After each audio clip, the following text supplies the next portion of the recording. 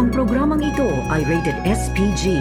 Striktong patnubay at gabay ng magulang ang kailangan. Maaaring may masiselang tema, lengguwahe, karahasan, sexual, horror o droga na hindi angkop sa...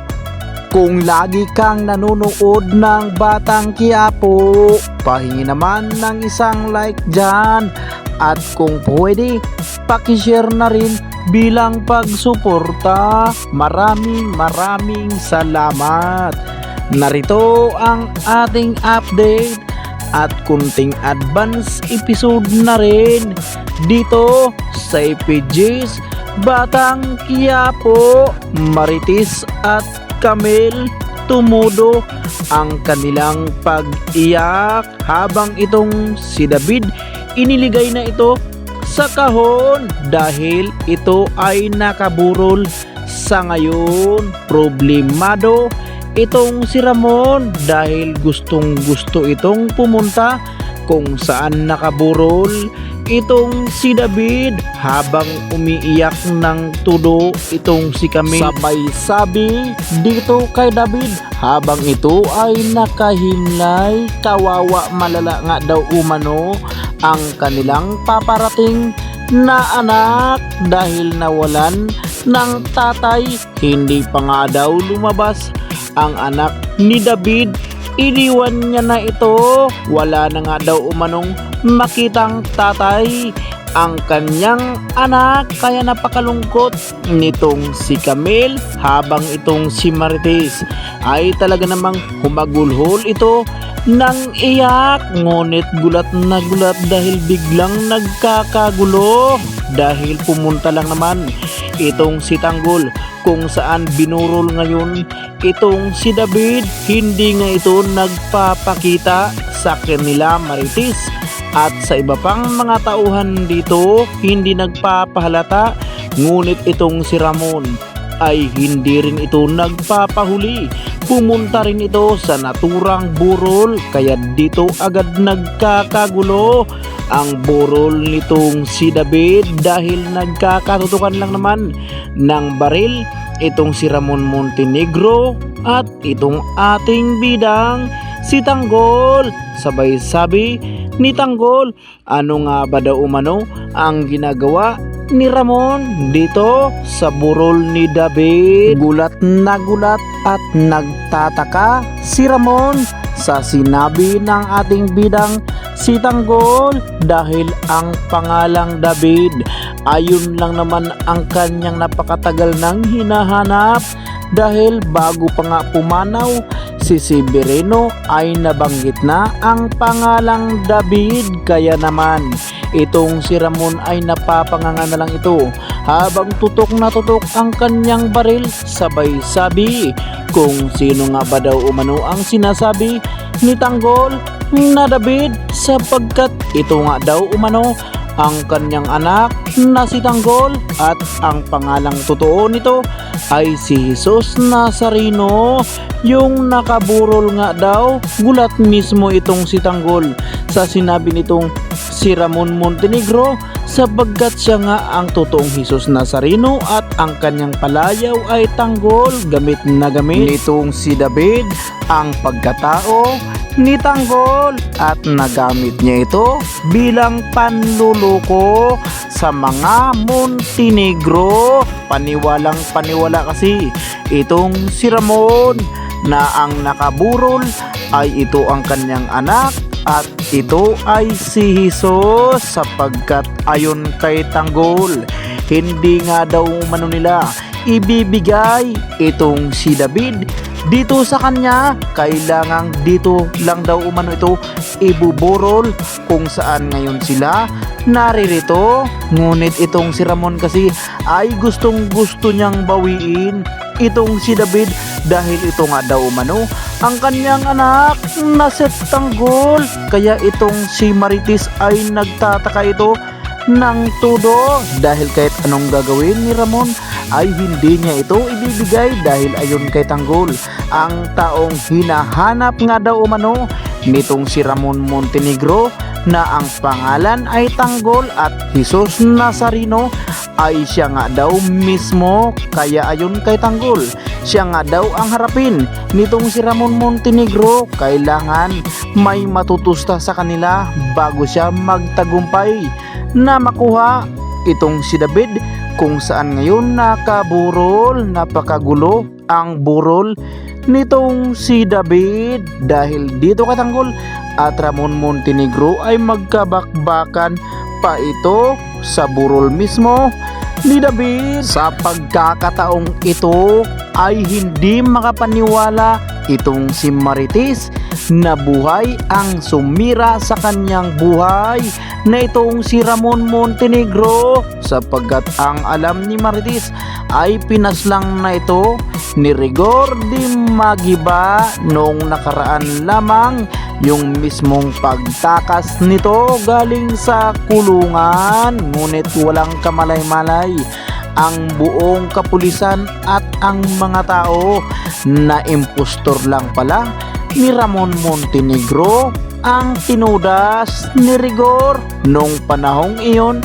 Kaya naman sa pagkakataong ito ay hindi na rin pinalagpas ni Marites na sabihin ang mga totoong pangyayari at talagang hindi niya na pinigilan ang kanyang sarili na sabihin kay Ramon na ang nakaburol ay hindi niya anak. Ayon kay Marites, anak nga daw umano nila ito ni Rigor Di Magiba. Ang anak daw ni Ramon ay yung kanilang panganay na ito ngang si Tanggol, yung mismong kaharap niya ngayon at katutukan niya ng baril. Kaya itong si Ramon ay parang nakalunok ito ng tinidor dahil hindi ito makapagsalita. Talagang natulala ito ng husto na para bang tulala sa gabi at tulala rin sa umaga dahil hindi ito makagalaw.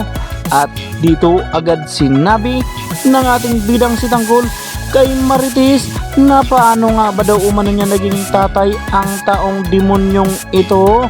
Ayon kay Marites, si Ramon Montenegro nga daw umano ang umunang bumanat sa kanya at yun nga daw ang bunga habang iniingatan daw kasi siya ni Rigor Di Magiba. Si Ramon naman daw ang bumanat at sumira sa kanyang buhay.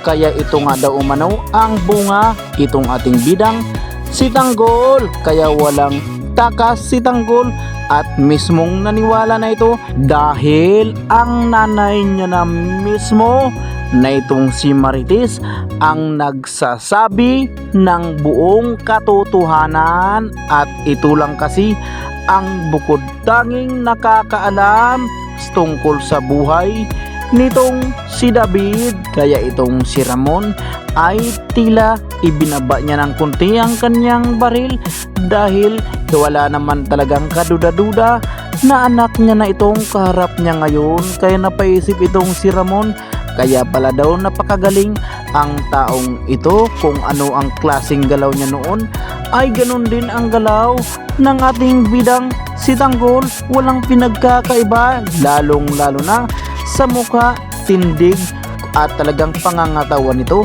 ay kopyang-kopya.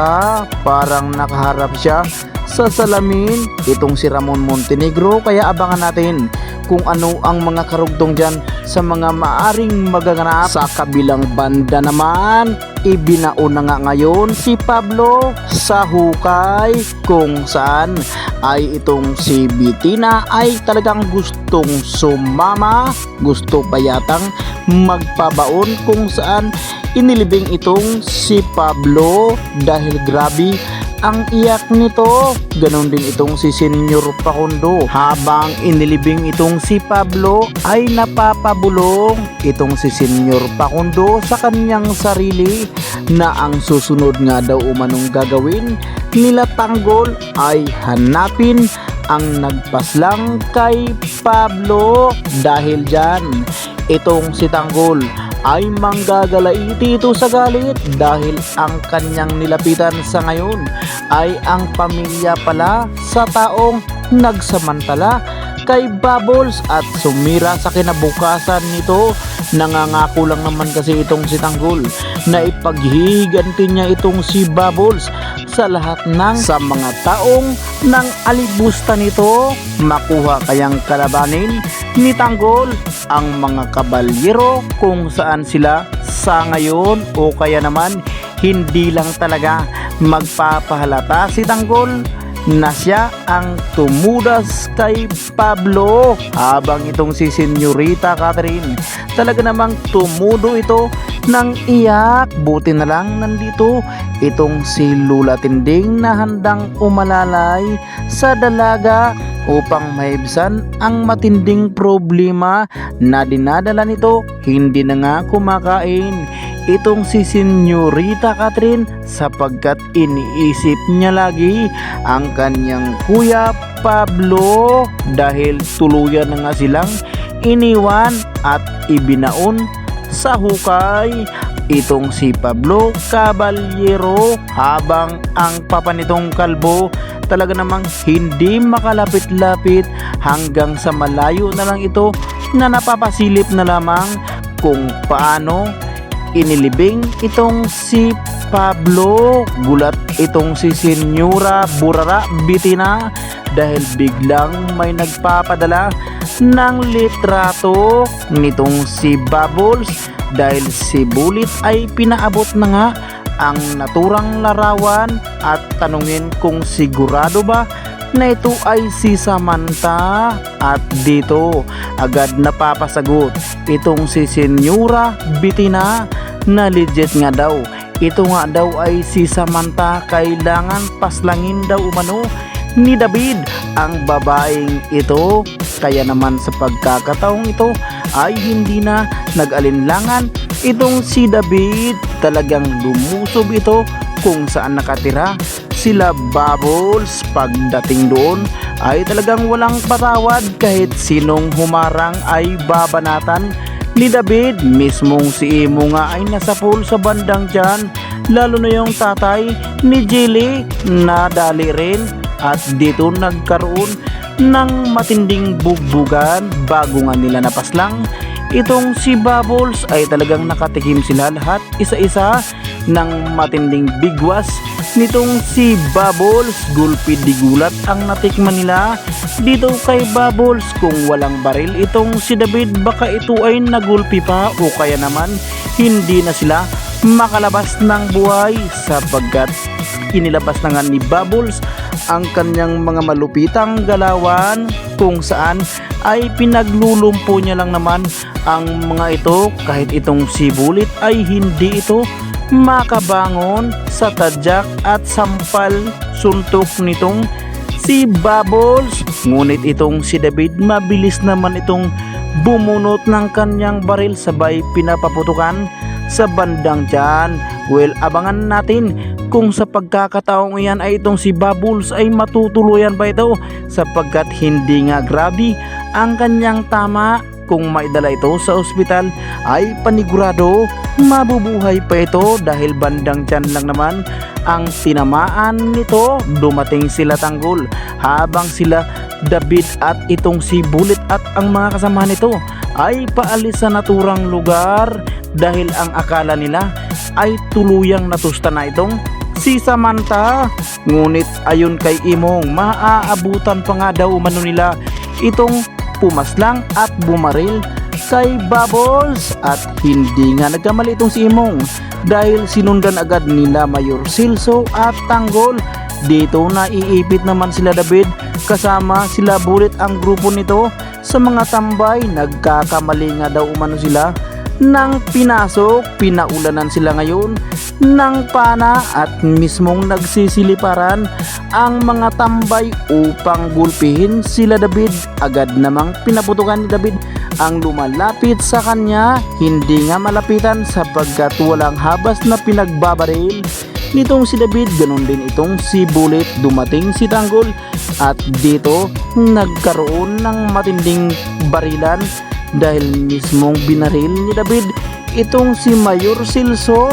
Hindi rin pinalagpas ni Tanggol, binaril rin itong si David at ito ang dahilan kung bakit itong si David sa ngayon ay pinaglalamayan na at ibinurol ito hanggang iyak si Marites at Camille habang nagkakatutukan sila Ramon Montenegro at Tanggol sa burol nitong si David mismo.